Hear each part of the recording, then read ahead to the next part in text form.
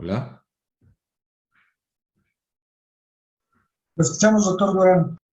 ¿qué tal? Buenas noches, sean todos ustedes bienvenidos a este evento en el cual nos acompaña el doctor Luis Hernando Macías Valle, que se desempeña como médico adscrito al servicio de otorrinolaringología del Hospital Español de México.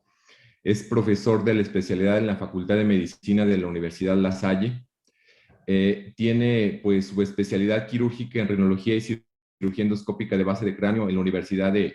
Columbia en Vancouver, Canadá, así como en la Universidad de Adelaide en Australia. Pues nos va a hoy dictar el tema actualidades en el uso de los corticoides intranasales en rinosinusitis crónica. El Colegio de Otorrinos pues le da la bienvenida, doctor, de aquí del estado de Jalisco. Sea bienvenido, doctor Macías. Muchísimas gracias, gracias por la invitación y por la posibilidad de compartir con ustedes. Voy a compartir mi pantalla y me dicen si tienen algún problema para visualizar la presentación, por favor.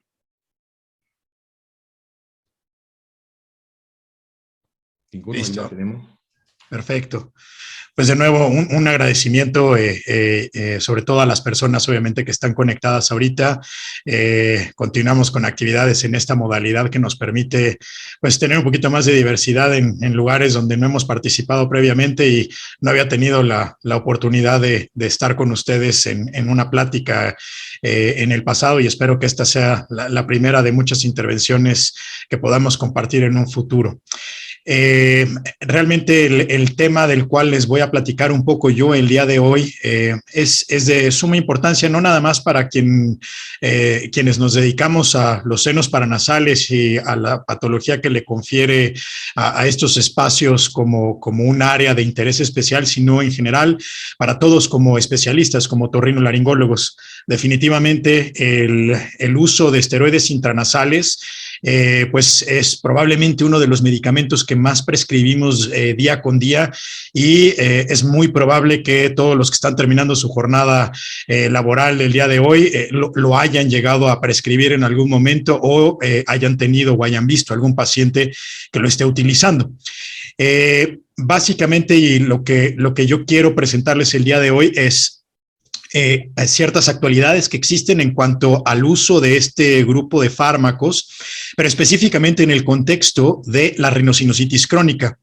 Realmente cuando hablamos de esteroides intranasales, el grueso de la literatura que existe y lo que normalmente tenemos disponible y las pláticas que vemos en los diferentes congresos, en los diferentes eventos académicos, casi siempre está enfocada a rinitis alérgica. De ahí obviamente que aunque hay ciertas situaciones que se pueden llegar obviamente a trasladar, el conocimiento específico de la utilidad de este fármaco en el contexto de una enfermedad tan prevalente como es la rinosinusitis crónica y la que vemos de manera muy frecuente en nuestras prácticas, es importante. Los objetivos que me planteé para ustedes el día de hoy es hablar un poco acerca de cuáles son los cambios sinonasales que suceden cuando hay inflamación nasal crónica. Hablaremos muy brevemente de nuevas clasificaciones que hay en esta enfermedad, que es interesante porque mientras tenemos un poquito más de entendimiento acerca de la enfermedad, pues evidentemente nuestro manejo y el tratamiento que le vayamos a dar suele ser un poco más específico, menos genérico, y eso le conlleva un beneficio definitivo a nuestros pacientes. Vamos a hablar acerca de qué posición tienen los corticoides intranasales en el tratamiento médico máximo de la rinosinusitis crónica, y veremos el uso del mismo tanto de manera preoperatoria como en el contexto de los pacientes que ya tuvimos que llevar a quirófano para realizar un procedimiento quirúrgico. Vamos a hablar particularmente del análisis de evidencia científica más reciente que existe, que es una combinación entre la guía EPOS 2020 y la guía de la Academia Americana de Rinología. Hablaremos un poco acerca de en un par de ejemplos clínicos muy concretos y conclusiones. Realmente la epidemiología de la rinosinusitis crónica y la prevalencia que existe en nuestra población es un poco difícil establecerlo. No existen estudios adecuados, de tal forma que tenemos que tomar literatura anglosajona que sí tiene evidentemente variaciones y hay algún cierto grado de variabilidad, pero nos ayuda a entender el impacto de la enfermedad. Entonces, la rinosinusitis crónica es una enfermedad que tiene una prevalencia en promedio del 4.5 al 12% de la población, que es realmente significativo. Y hablando en el costo que le imprime a los sistemas de salud, específicamente al sistema de salud americano, causa un gasto de 12 mil millones de dólares al año o 12 billones de dólares al año, como lo dicen los americanos. Prácticamente 12 millones de consultas en los Estados Unidos y particularmente, y es probablemente en donde quiero empezar y donde quiero que tornemos nuestra atención, es una enfermedad que tiene un impacto definitivo e importante en la calidad de vida de nuestros pacientes. De tal forma que cualquier tratamiento que nosotros tengamos a la mano para poder reducir ese impacto va a ser altamente valioso y lo tenemos que considerar. Este es simplemente una gráfica tomada de un artículo publicado ya hace 5 años, pero que me gusta mostrar prácticamente en todas las presentaciones que doy de rinosinusitis crónica para poder contextualizar qué tanto afecta la calidad de vida de nuestros pacientes el que padezcan un proceso de rinosinusitis crónica dentro de todo el espectro que ustedes puedan reconocer. Este score realmente lo que evalúa es el impacto detrimental que pueda tener una enfermedad en nuestros pacientes, y obviamente un score de 1 es el equivalente a un paciente perfectamente sano, y un paciente que ha perdido la vida, pues evidentemente es 0. Entonces podemos ver desde el espectro de lo que normalmente vemos en pacientes en población anglosajona, que es alrededor de, o en población americana específicamente, alrededor del 0.81 hasta uno de los índices más bajos, que es con enfermedad de inmunodeficiencia adquirida en estado activo. Si ustedes ven y ponemos en contexto, aquí encontramos a la rinosinusitis crónica con un impacto en calidad de vida todavía mayor a los pacientes que tienen enfermedad de Parkinson en su diagnóstico desde el primer año, pacientes que requieren procedimientos cardiológicos por cardiopatía, obesidad, la enfermedad pulmonar obstructiva crónica, la hipoacusia, de tal forma que tenemos que entender que el punto donde nosotros entramos en juego con los pacientes que tienen esta enfermedad, es crucial entenderlo porque si nosotros no tenemos muy presente la cantidad de impacto que tiene la enfermedad en la calidad de vida de nuestros pacientes, podemos obviamente tomar decisiones que no son en el mejor beneficio de nuestros pacientes. De igual manera, hay un costo anual de productividad, que quiere decir lo que le cuesta al sistema de salud en cada uno de los sistemas de salud a nivel mundial, lo que le cuesta en términos monetarios, lo que se pierde de productividad por este tipo de enfermedad. ¿Qué quiere decir en términos sencillos? Cuando hay una exacerbación de la enfermedad, cuando hay algún proceso en el cual les impida a los pacientes realizar sus labores como lo deben de hacer normalmente, vean el impacto en la economía que tiene un paciente con diabetes, que obviamente puede llegar a tener un control bastante adecuado comparado con el de una rinosinusitis crónica refractaria. Hablando específicamente, ya dejando a un lado el impacto que tiene tanto en la calidad de vida como en los sistemas de salud de nuestros países de la rinosinusitis crónica, vamos a hablar de manera muy general en diferentes aspectos y un poco la evolución de cómo hemos ido aprendiendo y cómo se ha ido enseñando esta enfermedad a lo largo de las diferentes décadas. Esta es una diapositiva ya vieja, en donde probablemente se sobresimplificaban ciertas situaciones donde hablábamos de factores del huésped, factores ambientales. En los factores del huésped, algunos aspectos sistémicos de tipo inflamatorio como rinitis alérgica, inmunodeficiencias y genéticos, algunos aspectos locales como puede ser la obstrucción anatómica, el reflujo gastroesofágico, y algunos factores ambientales como pueden ser infecciones bacterianas, virales, fúngicas, contaminantes y medicamentos. No quiere decir que esto no sea válido. De hecho, cada una de estas probablemente ha tenido pues un cierto grado de crecimiento en cuanto a la evidencia científica que existe para cada uno de ellos, pero no nos da una idea real o no nos puede ayudar a redondear el hecho del entendimiento básico de la enfermedad. Lo que todo esto nos lleva, tanto los factores que son inherentes a cada uno de nuestros pacientes como los factores ambientales que ahí comentamos, es que vamos a tener un paciente que tiene una inflamación de la nariz y de los senos paranasales que es de bajo grado, pero que es persistente.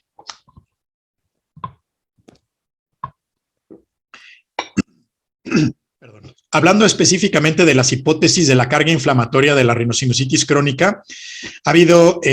cualquier cantidad de intentos en simplificar lo que es un conocimiento verdaderamente complejo para tratar de entender en dónde podemos tener nosotros una acción específica, terapéutica, para tratar de ayudar a estos pacientes. Este es un artículo ya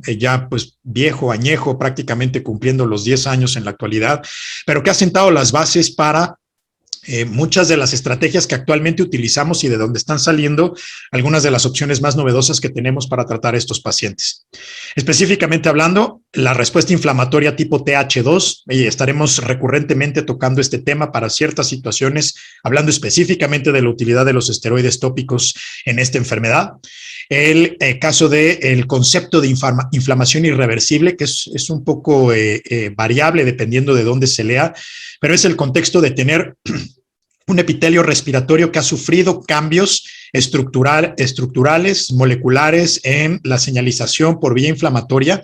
que no le permite regresar a una normalidad.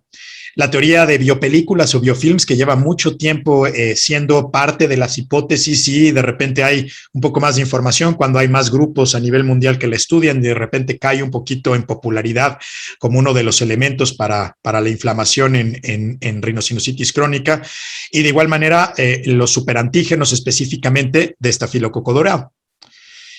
Esta también es una diapositiva que ya prácticamente va a cumplir 10 años, que hace un poco más complejo el entendimiento de la rinosinusitis crónica y todavía maneja este término que probablemente todavía utilizamos mucho en nuestra clínica, de dividir en dos grandes grupos a nuestros pacientes con rinosinusitis crónica y dividirlos simplemente en que no tengan pólipos y en que no tengan pólipos y en que sí tengan pólipos. Probablemente el entendimiento dentro de cada una de estas ramas es mucho más complejo, y este tipo de divisiones pues se ha ido tratando de simplificar, integrando un poco más de información específica, particularmente de la señalización y de la huella de tipo inflamatoria que llegan a tener cada uno de estos pacientes. Definitivamente no es una tarea fácil, es una situación que cuesta mucho trabajo, ya que existen muchos subgrupos en cada uno de ellos que nos impide poder tener pues como una imagen homogénea de la enfermedad que estamos viendo. Es como si tuviéramos 15, 20, 25 diferentes tipos de diabetes mellitus, y que obviamente pues el tratamiento va a ser distinto para cada uno de ellos. Entonces, esa parte también es importante tomarla en cuenta, porque es un conocimiento que es cambiante y que constantemente se está renovando. De manera un poquito más actual, y la que me gusta a mí utilizar en la actualidad, probablemente la que le enseño a los residentes en mi hospital y la que utilizo para pláticas, es hablando específicamente en el contexto de características clínicas, de algunas características por endoscopía, características radiológicas, histopatológicas y el estatus de alergia. En estos dos grandes grupos tenemos a los pacientes que conocemos clásicamente como los pacientes que tienen una inflamación de tipo predominantemente eosinofílica, y esta que anteriormente llamábamos triada de Samter, que posteriormente se le denominó enfermedad respiratoria exacerbada por aspirina, y en estas nuevas clasificaciones simplemente se le llama rinosinusitis crónica eosinofílica. Tenemos la mayoría de los pacientes que llegamos a ver con enfermedad un poquito más grave, que tienen una edad de presentación entre los 30 y 50 años, los que desarrollan una mucina eosinofílica que se espesa, obviamente en donde encontramos de manera muy regular poliposis. Radiológicamente son los pacientes que normalmente vemos llenos, con un score de Lund-Mackay de 24, con mucho proceso inflamatorio hacia el hueso demostrado con osteogénesis, y que encontramos histopatológicamente con una concentración específica de eosinofilia en el tejido que nosotros tomamos, que por definición es simplemente con el hecho de que tengan más de 10 eosinófilos por campo de alta resolución, pero normalmente son más de 50, más de 100, y esto es un factor pronóstico. Este es un tipo nuevo de enfermedad desarrollada, definida más bien por el grupo de rinología en Emory, específicamente de la doctora Sarah Weiss, que ha venido en varias ocasiones a México, que habla específicamente de un tipo de inflamación muy localizada hacia el área del meato medio, que es enfermedad de compartimento central. Es interesante porque cumple ciertas características con la enfermedad eosinofílica específicamente, y pareciera que es uno de esos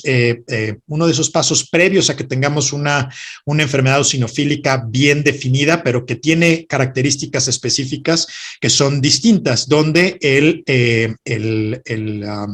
factor de citocina específico que lleva a la inflamación es IgE.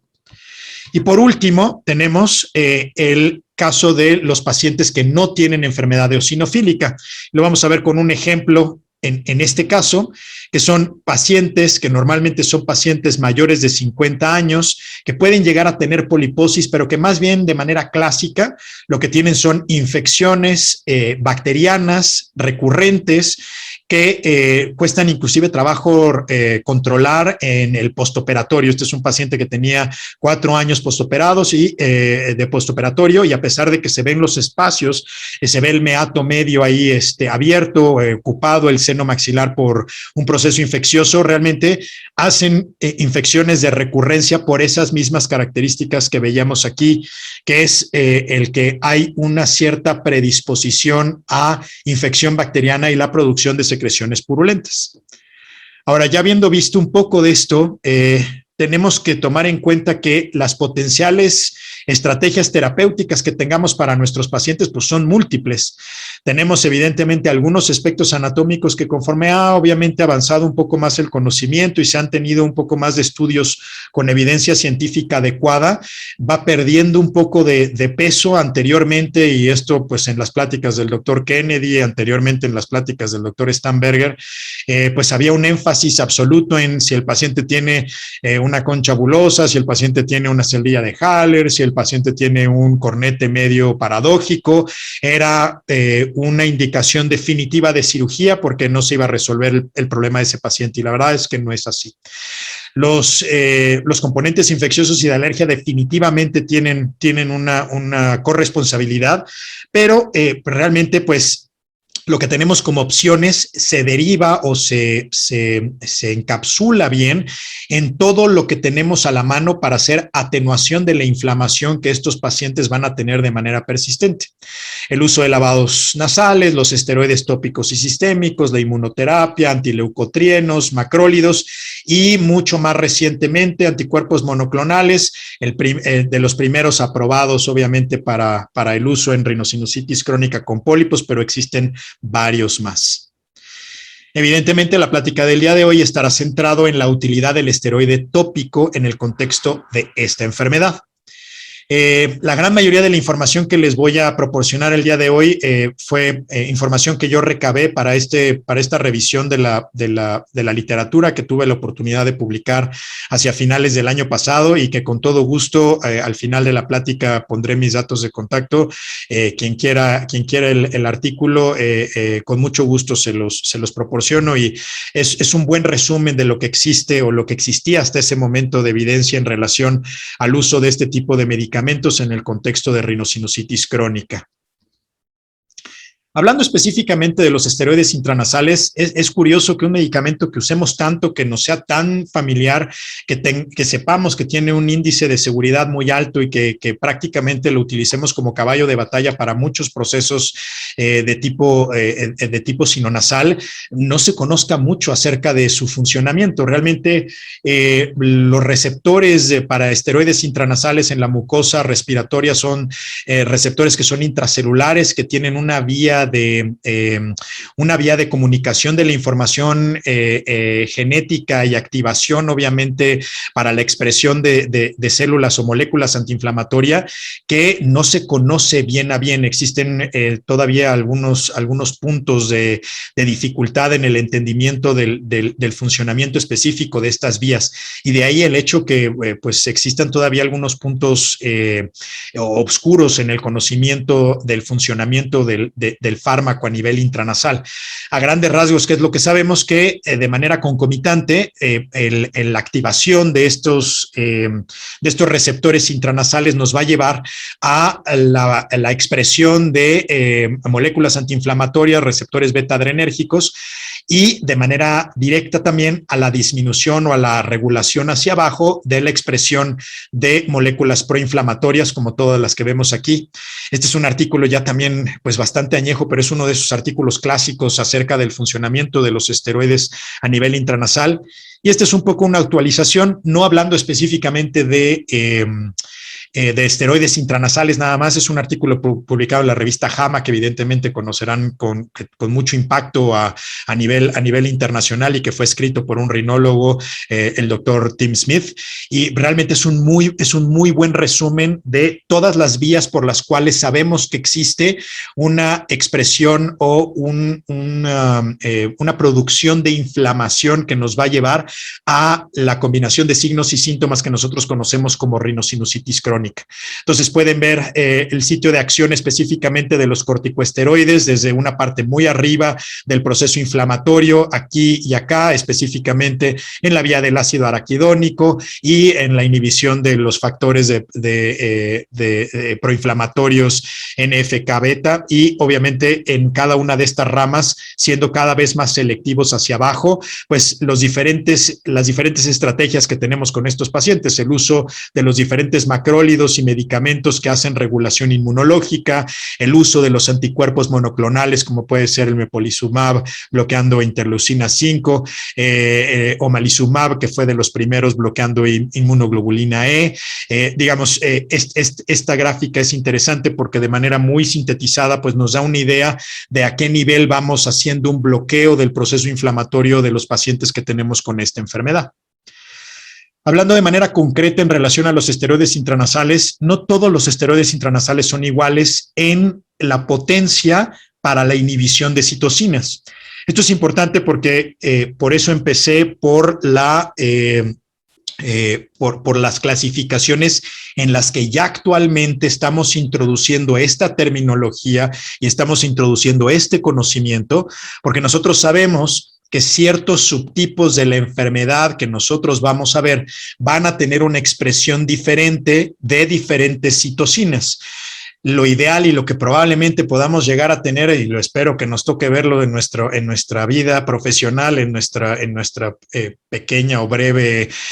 momento en este mundo, es el que podamos de manera sencilla, de manera no cara, de manera aplicable, cada que tengamos un paciente con rinosinusitis crónica clínicamente diagnosticada, poder hacer algún tipo de panel en el que identifiquemos cuál es la huella digital específica de ese paciente en cuanto a las citocinas que llevan su enfermedad. De esa manera nosotros sabemos qué va a ser el medicamento que va a tener una acción mucho más adecuada en ese paciente, o cuál va a ser la terapéutica más adecuada. O sea, aquí vemos de los dos implicados más frecuentemente, podemos ver cómo el furato de mometasona pues tiene una capacidad de inhibición en interleucina 4 y interleucina 5, y en triamcinolona, por ejemplo, o en budesonida, pues es totalmente distinto. De tal manera que esta es una situación que tenemos que nosotros empezar a familiarizarnos, y eventualmente va a ser una situación muy práctica, muy didáctica, muy fácil de poder identificar, y obviamente en nuestros pacientes poder aplicar de manera directa. Esta es una tabla del artículo que les comenté, que tuve la oportunidad de publicar, y simplemente es un recordatorio para aquellas personas que se hayan conectado, que estén en formación, y un recordatorio para todos aquellos que ya tienen tiempo en su práctica, divididos en esteroides intranasales de primera y de segunda generación. Específicamente las grandes diferencias entre ambos grupos es que los de primera generación, como la budesonida, como la beclometasona, triamcinolona, pues tienen una biodisponibilidad que es mucho mayor, en donde a pesar de ser dosis bajas del medicamento, pues evidentemente tienen una distribución a nivel sistémica que es más alta. Y los esteroides de segunda generación, como pueden ser mometasona, fluticasona o ciclesonida, al tener un alto efecto de primer paso hepático, pues tienen un proceso metabólico mucho más temprano y mucho más intenso, lo que hace que la absorción a nivel gastrointestinal sea muy baja. Inclusive hablando específicamente específicamente de la ciclesonida, en donde ni siquiera hay manera de hacer una cuantificación utilizando pues los ensayos que normalmente se utilizan para hacer esta determinación. De igual manera, y esto es importante también considerarlo, el riesgo otorgado por la FDA para estos medicamentos es un riesgo C de manera general, a excepción de la budesonida, y es un medicamento que podemos utilizar con seguridad en el embarazo, específicamente cuando hay sintomatología de tipo inflamatoria. El esteroide tópico básicamente lo que hace es una inhibición de la fase inmediata y de la fase tardía de la estimulación antigénica, de tal manera que evita todo el proceso que habíamos visto en la gráfica previa esquemática, que va a terminar obviamente con la presentación de múltiples componentes y citocinas proinflamatorias. Hablando de manera más específica en cuanto al aspecto clínico, alrededor del 90% de los pacientes que iniciamos con tratamiento con esteroides tópicos nasales, el que sea, y que tienen rinosinusitis crónica, van a obtener algún grado de mejoría sintomática. Entonces ya desde ahí empezamos con un punto clave, con uno de estos puntos básicos que me gustaría que se llevaran a casa, que es el hecho de que tenemos una herramienta que es altamente eficiente en el control del impacto de la calidad de vida que tienen nuestros pacientes con esta enfermedad. Hablando específicamente de la evidencia que hay a la fecha, este es uno de los múltiples artículos en los que se basaron tanto para la guía EPOS 2020 como para el consenso de la Academia Americana de Rinología. Ya existía desde hace tiempo para esteroides tópicos estándares, y ¿a qué me refiero con estándar? Es el esteroide tópico con una dosis metrada, los sprays que podemos nosotros utilizar o que podemos comprar y podemos pedir al paciente que compre en la farmacia, versus los que son no estándares, que son los no aprobados por la FDA, que esencialmente son las irrigaciones de alto volumen utilizando mometasona y utilizando budesonida. Pero hablando específicamente de los esteroides tópicos estándar o metrado, tienen un nivel de evidencia A, nivel 1, con recomendación definitivamente a favor de su uso rutinario por la mejoría que hay en calidad de vida, o es el acrónimo que hay ahí, que es Quality of Life, y que tienen un impacto inclusive en la reducción de los pólipos por diferentes escalas que veremos más adelante. Potencial daño, cuando hay una aplicación inadecuada o no instruimos de manera adecuada a nuestros pacientes a utilizar el medicamento, puede ocasionar epistaxis, puede ocasionar algo de irritación nasal y cefalea, y la verdad es que el costo es de bajo a moderado. Esto depende obviamente de cada una de las estructuras sociales de los países donde se practica, pero en términos generales es un medicamento que al estar cubierto por diferentes sistemas de salud y al tener la posibilidad de tener medicamentos y sistemas con diferentes farmacéuticas de apego, la verdad es que es algo que se puede lograr con cierta facilidad. De estudios de alto impacto, de una formulación científica adecuada. Las revisiones sistemáticas de Cochrane probablemente son de los que se encuentran más arriba, y desde el 2016 hay una comparación entre esteroides de primera y de segunda generación, donde hicieron una evaluación de 9 estudios aleatorizados doble ciego, con un total de prácticamente 1,000 pacientes, donde no encontraron una diferencia entre generaciones en relación a la efectividad. Lo que sí encontraron específicamente, y eso era más prevalente en los de primera generación, es que a dosis altas había más efectos adversos, específicamente epistaxis. Ya entrando de lleno en la parte de la evidencia científica, y lo traté de hacer lo más digerido posible para que no sea pues una plática basada nada más en datos científicos, sino en lo que nosotros podemos aplicar a nuestra práctica diaria y que inclusive le podemos comunicar al paciente para que obviamente tenga un entendimiento de su enfermedad. Es lo que veremos a continuación. Como todos ustedes conocen, tanto esta como la de la Academia Americana de Rinología se convierte en cada X tiempo en las Biblias para la toma de decisiones de múltiples situaciones, de tanto tratamiento médico como tratamiento quirúrgico como de terminología. Es un documento que es gratuito, altamente recomendable. Igual se encuentra en línea, y si lo requieren, con todo el gusto del mundo se los envío también. Hablando específicamente de los esteroides tópicos nasales en el contexto de rinosinusitis crónica, los estudios más recientes de nivel más alto son estos que ven en su pantalla. En términos generales, no quiero que se detengan en cada uno de ellos, es simplemente ver que cada uno utiliza diferentes medidas específicas para poder valorar qué tanto impacto están teniendo en el paciente que están tratando. Y el que se repite y el que quiero que más o menos dirijan su atención son a todos los que son escalas para la determinación de la calidad de vida del paciente. Esta es una situación importantísima porque, aunque parezca algo que está desarrollado simplemente para poder publicar un artículo, para poder reportar información, es algo que es sumamente útil para nuestras prácticas diarias. No es el motivo de esta plática y tengo una plática distinta para esto, pero el hecho de poder utilizar este tipo de cuestionarios que toman alrededor de 5 minutos, 3 minutos, se lo puede enviar al paciente por correo y lo que lo regrese de igual manera o en la misma consulta mientras está en la sala de espera lo puede llenar, nos permite tomar decisiones mucho más orientadas por los diferentes aspectos que evalúa este tipo de escalas y existen validaciones a nuestro idioma que obviamente son igualmente útiles. Ya hablando de manera específica en cada uno de estos pacientes, en cada una de estas subgrupos, vamos a ver de manera inicial qué cambio tiene los esteroides intranasales cuando fueron comparados con placebo en la calidad de los pacientes con rinosinositis crónica.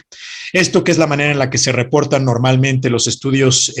los metaanálisis, que son unas escalas de Forrest. Realmente lo que nos indican es si la información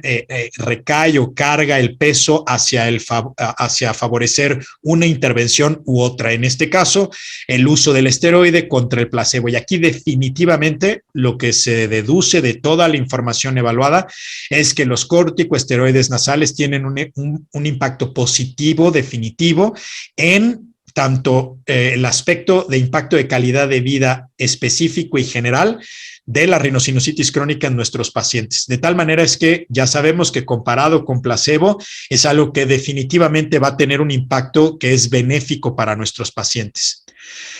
Hablando específicamente de esta medida para reporte de resultados de cada uno de nuestros pacientes, como es la escala de SNOT-22, de igual manera hay una evidencia científica importante en donde hay un favorecimiento definitivo para el uso del esteroide, que quiere decir que la proporción de pacientes que responden de manera favorable con un decremento en el score total o en la valoración total de este SNOT-22 es definitivo. Ahora, hablando específicamente, si lo comparamos en pacientes con y sin pólipos, que normalmente es una situación que nos llega a ocasionar problemas, definitivamente en ambos grupos hay una tendencia, obviamente, al uso, a la mejoría en el SNOT-22. Sin embargo, esta mejoría es mucho más marcada en los pacientes con pólipos y yo creo que todos los que vemos pacientes con estas características y todos los pacientes que ustedes tienen en su práctica diaria, definitivamente lo observamos. Esto no quiere decir que en los pacientes que no tienen poliposis nasal el esteroide no tenga uso. La verdad es que tiene un impacto que favorece su uso, pero es distinto y aquí lo podemos ver en la misma gráfica, este siendo el grupo con pólipos y esto siendo el grupo sin pólipos. Ahora, hablando en el aspecto de los pacientes ya operados y en quienes utilizamos el medicamento, también existe una evidencia acumulada científica en este metaanálisis en el que los pacientes que aunque ya hayamos operado y que tengamos un control adecuado con la cirugía de la enfermedad, todos sabemos que el control a mediano y largo plazo de la rinosinusitis crónica con y sin pólipos depende de un procedimiento quirúrgico elegido de manera adecuada y hecho a la medida del paciente en el momento en el que sea necesario, si es que es necesario, y el tratamiento médico postoperatorio concomitante. De tal manera que no es de extrañarse que lo que nosotros veamos aquí es que en los pacientes con cirugía endoscópica vamos a tener obviamente un impacto adecuado, un impacto significativo utilizando este grupo de medicamentos. En otro tipo de resultados que son igualmente interesantes y ya muy digerido, muy reducido, encontramos reducción en grados endoscópicos de la poliposis, específicamente de la escala de Lund-Kennedy, en donde comparado el esteroide intranasal contra placebo, se encuentra una reducción en grado de poliposis entre 1 y 2, y son alrededor de 25 estudios aleatorizados doble ciego con un total de prácticamente 1,400 pacientes. Y en 3 estudios de estos encontraron que el uso de esteroides tópicos nasales previenen la recurrencia de la poliposis. Es un poco complejo. Perdón. Es un poco complejo hacer este tipo de estudios por la heterogeneidad que existe en la manera de reportar la información a la literatura, los criterios que utilicen cada uno de los autores de los diferentes artículos, y de ahí que existe obviamente pues un cierto grado o hay que tomar esa información con un cierto grado de reserva. Sin embargo, son situaciones que obviamente se van presentando y que nosotros podemos también ver en nuestras prácticas, y que entonces combinamos un cierto grado de evidencia basada en publicaciones y evidencia, información basada en evidencias contra información que está basada en nuestra práctica o en la información clínica del día a día, que es válida, pero evidentemente hay que ponerla en el contexto de lo que nosotros obtengamos de información generalizada en la literatura. Ahora, hablando específicamente de condiciones del uso del esteroide en diferentes escenarios. Vamos a hablar rápidamente de cuatro aspectos que son siempre interesantes para saber, pues, qué diferencias existe cuando utilizamos medicamentos tópicos, en este caso, obviamente, hablando del esteroide tópico, en un paciente no operado contra un paciente operado, y con qué tipo de cirugía, que es el estatus quirúrgico, el volumen del dispositivo, que quiere decir qué tanto penetra el medicamento a ciertos sitios, la posición de la cabeza al nosotros pedirle a los pacientes que hagan este tipo de aplicación de medicamentos, y algunos aspectos de la anatomía nasal. Entonces, hablando específicamente de la distribución, la posición de la cabeza que nosotros le indiquemos al paciente, sí parece tener un cierto grado de impacto, aunque no es un nivel de evidencia muy alto, es un nivel de evidencia 3. Sigue habiendo una cierta diferencia cuando nosotros le pedimos al paciente que aplique el medicamento y que quede con una posición de manera lateral o en cabeza colgando. Notamos, o bueno, se nota en los artículos publicados, que hay una mejoría significativa hacia senos maxilares y esfenoidales con cierta predominancia, y con cabeza colgando hacia atrás, hacia el seno frontal. De tal manera que nosotros también tenemos que buscar ciertos elementos que nos favorezcan que el medicamento que le estamos indicando al paciente llegue a donde debe de llegar para hacer su efecto, y que evidentemente pues esto nos favorezca el que tengamos mejores resultados. El estatus quirúrgico, que quiere decir si nosotros operamos al paciente vamos a tener mejor distribución de nuestro fármaco, pues suena un poquito como a una cuestión muy lógica, pero pues se tiene que tener evidencia de grado científico para poder aprobarlo. Y como pueden ver, es un grado de evidencia muy similar, en donde de todas maneras existe una recomendación a favor de la cirugía endoscópica nasal, simple y llanamente por el hecho de que mejora la penetración del fármaco. Tenemos nosotros la posibilidad de que lo que apliquemos de manera intranasal se distribuya adecuadamente en las cavidades donde debe de tener un contacto para, obviamente, tener el efecto que nosotros estamos buscando. En cuanto al daño y el costo, pues tenemos las cuestiones que ya sabemos, los riesgos potenciales a la cirugía y el costo, que suele ser significativo. En Estados Unidos, en promedio, el impacto que causa al sistema de salud es entre los 8 y 10 mil dólares, considerando lo que le cuesta a un hospital operar a un paciente con estas características. ¿Qué es lo que vamos a ver aquí? Un ejemplo muy breve, muy práctico en el sentido de la clasificación del tipo de cirugía y el manejo de estos pacientes, y es el paciente clásico de la enfermedad eosinofílica, lo que anteriormente llamábamos triada de Samter, lo que llamamos enfermedad respiratoria exacerbada por aspirina, y donde vemos pues prácticamente la ocupación en el 100% de los senos paranasales con pues la presencia de poliposis diseminada. Esta es la tomografía de una paciente de 25 años post tratamiento médico máximo con un impacto en calidad de vida importantísimo, con un SNOT 22 de 85, con afectación a otros aspectos de su calidad de vida y donde evidentemente pues no íbamos a tener la opción más que de ofrecer un procedimiento quirúrgico para hacer un decremento de la carga inflamatoria y potencializar la penetración del fármaco tópico del esteroide intranasal, que es lo que nos va a mantener el control a mediano y largo plazo de este paciente. Esta es la endoscopía postoperatoria a 6 meses. Por ahí tengo probablemente ya la del año o año y medio de esta paciente en particular. Y estamos viendo ahorita, van a ver un video de endoscopía en el consultorio con un endoscopio de 70 grados. Por eso estamos viendo la axila del cornete y mucho más del techo, específicamente para poder ver el seno frontal, parte de la base de cráneo, la lámina papirácea y posteriormente el maxilar. Y aquí lo que vemos es la combinación de identificar bien y nosotros hacer un diagnóstico correcto del paciente que tenemos enfrente,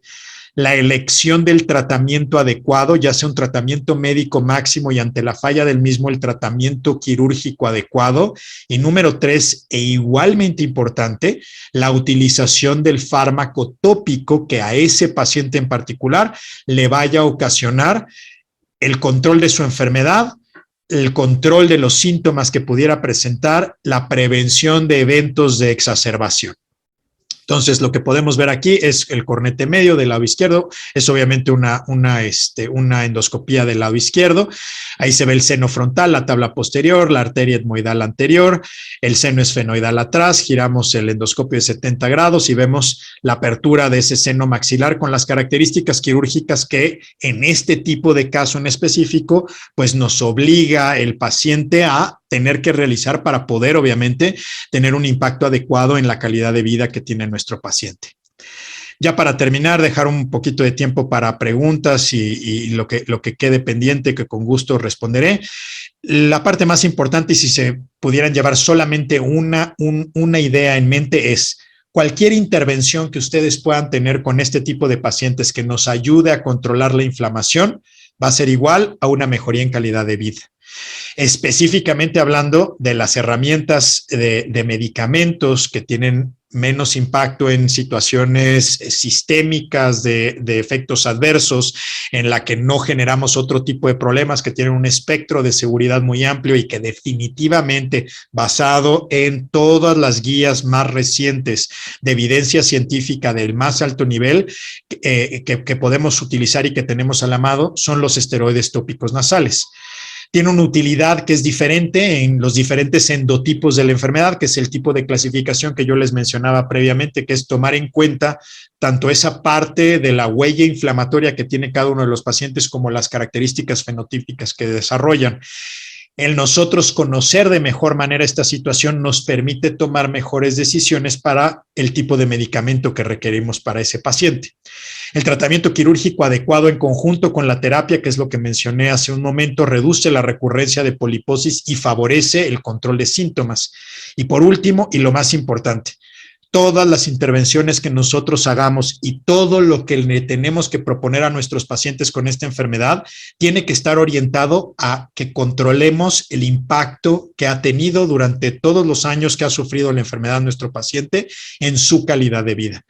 Basta con sentarse y platicar, y sé que todos ustedes han escuchado esto y muchos de otras especialidades, inclusive colegas que llegan a ver este tipo de situaciones, menosprecian un poco el impacto que llega a tener en los diferentes aspectos de la vida cotidiana de nuestros pacientes, en la calidad del sueño, en la capacidad de hacer ejercicio, en la capacidad de relacionarse con otros, en la afectación del estado de ánimo. Hay inclusive algunos artículos muy recientes, muy interesantes de cómo cambia ciertas cierta la inflamación crónica sinonasal, cómo cambia ciertos mecanismos a nivel central que definitivamente explican los múltiples síntomas que estos pacientes nos refieren, en términos muy coloquiales, la sensación de sentirse como algo, con algún tipo de niebla, la incapacidad de concentrarse, en fin, cualquier cantidad de síntomas que por más que parecieran situaciones que no podemos atribuir directamente a la enfermedad, definitivamente están relacionadas. Yo con esto termino, les dejo aquí mis datos de contacto para quien desee, con todo gusto, si no lo quieren preguntar en la sesión, que sé que es un poquito complicado en estas cuestiones a distancia y así luego no es lo más, no es lo más favorecedor para intercambios, pero con todo gusto estoy a sus órdenes. De nuevo agradezco la invitación y la oportunidad para poder participar en su actividad académica y en el Colegio de Otorrinolaringólogos Cirujanos de Cabeza y Cuello del Estado de Jalisco. Pues dejamos abierto para preguntas. De nuevo, muchas gracias.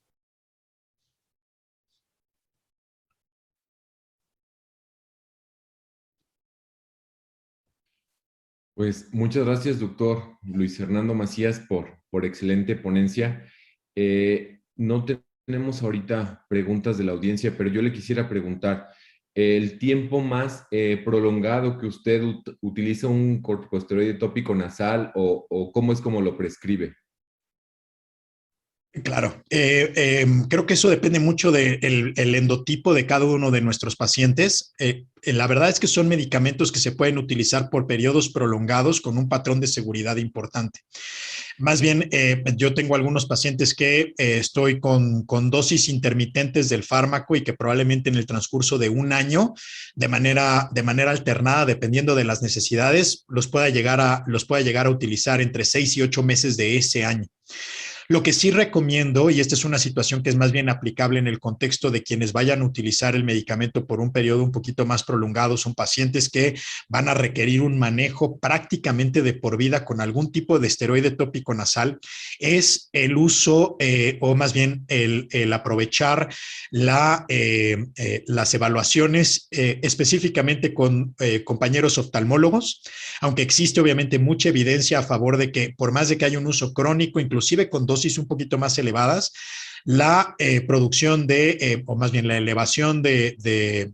la presión intraocular, la formación de opacidades en el cristalino, algunas de las características que nosotros asociamos al uso crónico de esteroides,